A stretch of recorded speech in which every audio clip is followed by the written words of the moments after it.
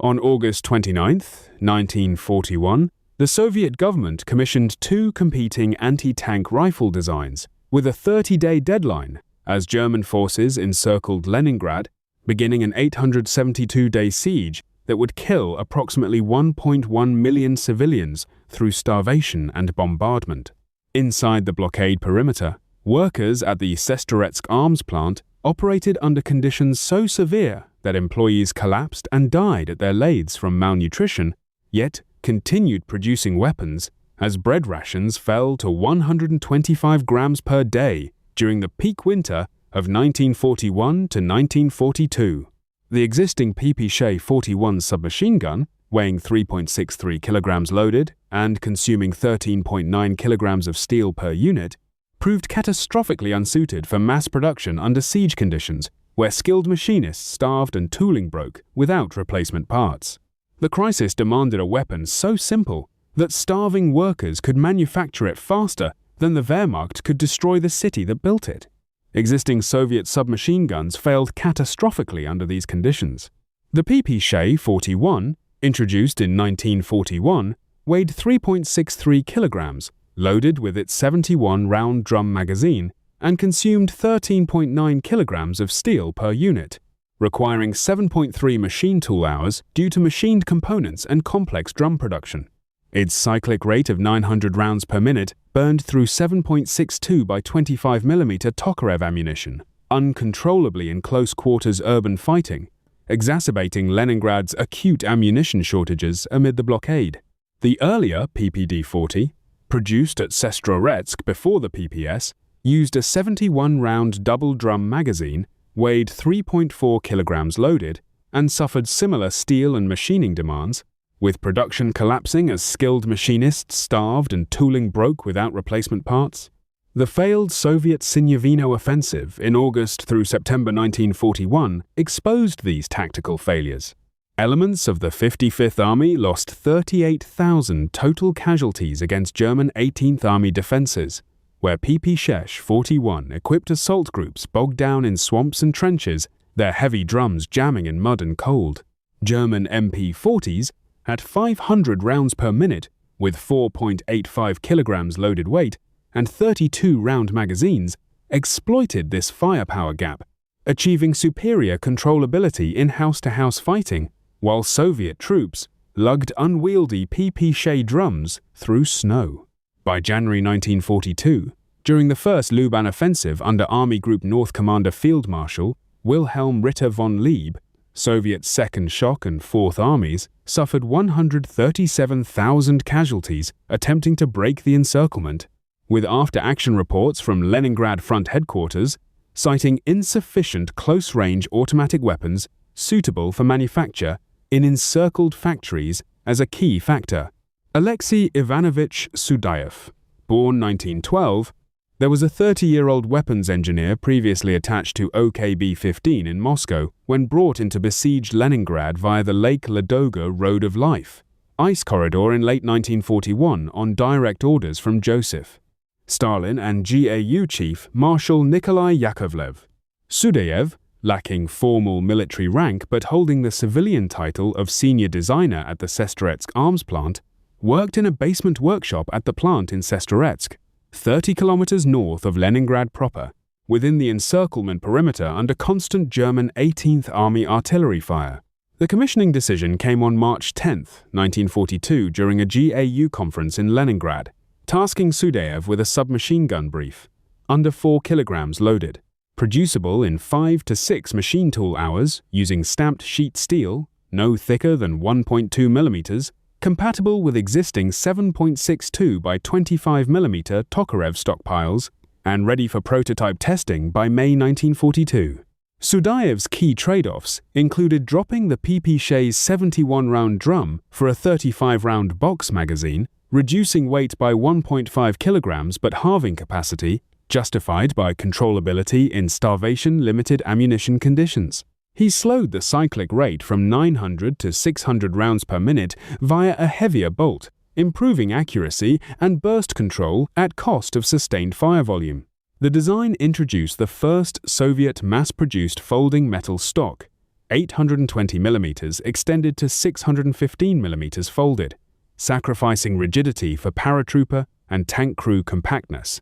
First PPS-42 prototypes were completed by March 25, 1942, tested on April 15, 1942, at the Sestroretsk range using standard testing protocols.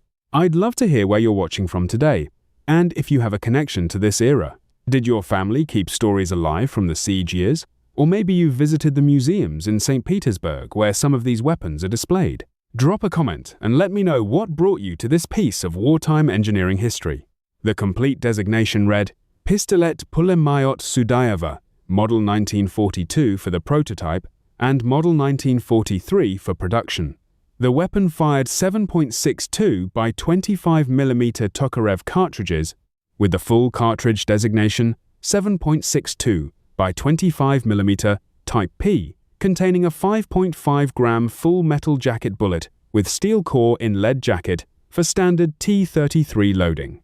Variants included 4.9-gram PZ-Ho-Z-Ho incendiary tracer rounds with red tips, 5.2-gram PZ-Ho-Ho impact armor piercing with black tips, and 5.6-gram subsonic training rounds.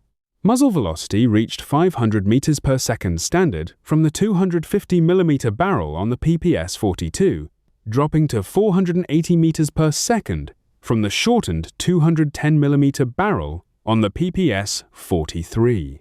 Armor penetration achieved 12mm of steel at 100 meters, with PZA-GZA-GZ variants penetrating 15mm, 8mm at 300 meters, and 4mm at 500 meters when tested against 5mm rolled homogeneous armor plates per GAU protocols.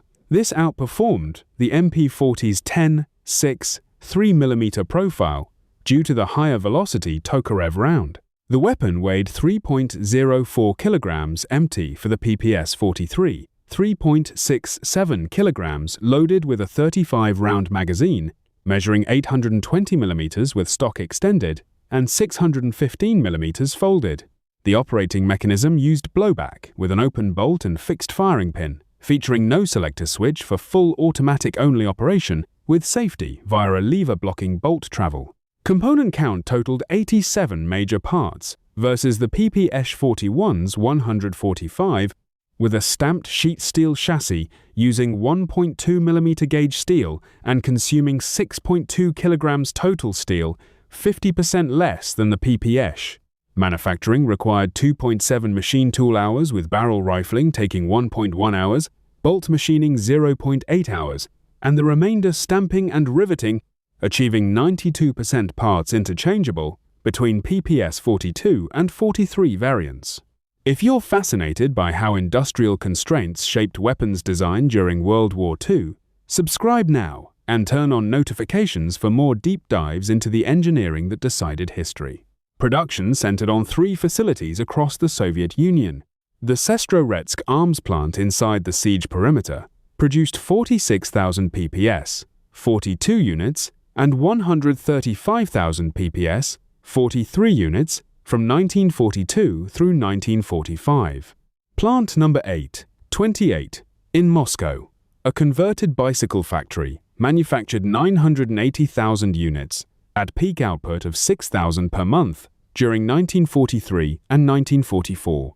Tula Arms Plant contributed substantial production from 1944 through 1945, bringing total production to 2 million units, according to Russian State Military Archive figures. Production ramped from 1,800 PPS-42 units in 1942 at Sestroretsk, averaging 300 per month under siege conditions, to 720,000 in 1943, split between Sestroretsk's 180,000 and Plant 828's 540,000, with daily output reaching 2,500 at peak. The year 1944 saw 980,000 units produced, while 1945 added 300,000 before victory. Daily output peaked at 3,200 units at Plant 828 in October 1943, with monthly production reaching 74,000 at Tula in July 1944. Each unit required 2.7 hours of semi-skilled labor versus the 7.3 skilled hours, consuming 6.2 kilograms of steel and 0.15 kilograms of rivets. The per-unit cost reached 188 rubles in 1943, with exchange rate calculations remaining speculative compared to the MP40's 57 Reichsmark cost. Total man-hours across all PPS production reached 5.4 million versus 19.8 million for 1.1 million MP40s. Sestroretsk workers averaged 12-hour shifts on 250-gram rations, while Plant 828 repurposed bicycle stamping presses for receiver production. The Leningrad front distributed 12 PPS weapons per rifle platoon by December 1942 across the 42nd, 55th, and 67th Armies. Nationwide deployment by 1944 reached 4 to 6 per squad in scouts, paratroopers, tank crews, operating T-34 dispatch riders, and motorcycle reconnaissance units like the 23rd Motorcycle Regiment. Standard doctrine called for solo operators using 3 to 5 round bursts in urban assault, per the 1943 GAU manual. Number 147. Tactics of submachine gun platoons. First combat occurred on December 15, 1942, at Sinyavino Heights, when the 42nd Army engaged the German 223rd Infantry Division. 200 PPS-42 weapons were issued and credited with substantial German casualties in trench raids, according to Leningrad Front war diaries. Operation Iskra from January 12 through 30, 1943, saw the 55th Army break the blockade using PPS squads to clear Volkhov forests, resulting in 2,700 German dead, according to Soviet claims. Operation Bagration, from June 22 through August 19, 1944, employed 1st Baltic Front paratroopers using 35-round magazines for room clearing in Riga, attributed with 15,000 enemy casualties. The Vistula Oder offensive from January 12 through February 2, 1945, utilized 47th Army tank descent teams, while the Berlin operation from April 16 through May 2, 1945, deployed 8th Guards Army House fighting specialists. Soviet combat reports noted, "We took PPS because the PPSh was too heavy and we knew how to fire short. 2 seconds, 3 rounds, German down. The gun was made by hungry men in Leningrad. We did not waste the rounds." Wehrmacht intelligence first recognized the PPS threat in early 1943, after capturing 50 units at Sinyavino through 18th Army intelligence operations. German reports noted the Soviet PPS-42 as remarkably simple, equal in combat to MP-40 at substantially less manufacturing cost. By mid-1943, over 10,000 captured weapons were reissued as MP-719R to Waffen-SS Dirlewanger Brigade and Volkssturm units, with German troops preferring the PPS's 600 rounds per minute controllability over the MP-40's 500 rounds per minute bolt bounce in urban fighting. German countermeasures included thickening the SH-40 helmet to 1.2 mm in 1944, adding 0.3 kilograms and diverting 500 tons of steel across 4 million units. Tactical shifts emphasized St. G-44 assault rifles in Army Group North with 20,000 issued, delaying MP-40 phase-out and diverting 15% of Sul capacity, representing 1.2 million man-hours. A 1944 Heereswaffenamt evaluation noted, PPS-43 production cost approximately 1/3 of MP-40, combat performance equivalent at less than 100 meters. Stamped sheet construction permits manufacture in any general-purpose workshop. Germans studied captured Sestroretsk production lines, but deemed mid-war retooling impossible due to existing Irma and Steyr tooling. Commitments. Post-war Soviet service extended through the 1950s into the Korean War, from 1950 through 1953, with 50,000 weapons supplied to the North Korean People's Army and Chinese People's Volunteer Army via reverse Lend-Lease arrangements. The weapon was documented in Chinese 38th Army operations at Chosin Reservoir in December 1950. Vietnam War service from 1965 through 1975 included North Vietnamese Army deployment during the Hue City urban fighting in 1968. Warsaw Pact adoption produced several variants, including the Polish WZ-43 manufactured at Radom from 1953 through 1960, with 65,000 units, plus a folding WZ-4352 variant. Finnish forces adopted the M44 based on continuation war captures, plus 20,000, licensed through 1965 for Finnish Defence Forces reserves. Chinese Type 43 production in the 1950s reached 200,000 units, exported to North Vietnamese and Korean People's Army forces. Derivatives included the PPSh 4346 Select Fire upgrade from 1946 with 50,000 units produced, while the 7.62 by 25 mm Tokarev cartridge persists in Russian Spetsnaz TT, 33 pistols, and surplus global markets. Later conflicts saw Afghan Mujahideen used during the 1980s from captured Soviet stock, Yugoslav wars from 1991 through 1999, with Bosnian Serb deployment during the Sarajevo Siege, and Ukrainian forces in 2022 through 2026, employing Soviet-era depot stocks in Donbass trenches. The industrial arithmetic reveals the siege's ultimate victory. 2 million PPS weapons at 2.7 hours, 188 rubles, and 6.2 kilograms of steel, each versus 1.1 million MP40s at 18 hours, 57 Reichsmarks, and 8.5 kilograms. The Soviets outproduced at 1/4 the labor and half the cost, burying Hitler's blockade-forged starvation economy under an avalanche of stamped steel submachine guns.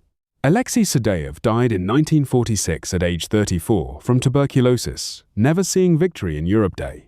But his weapon outlived both the siege that forged it and the Reich that tried to starve Leningrad into submission. If you found this deep dive into wartime engineering compelling, hit subscribe for more World War II weapon profiles every week. Thanks for watching.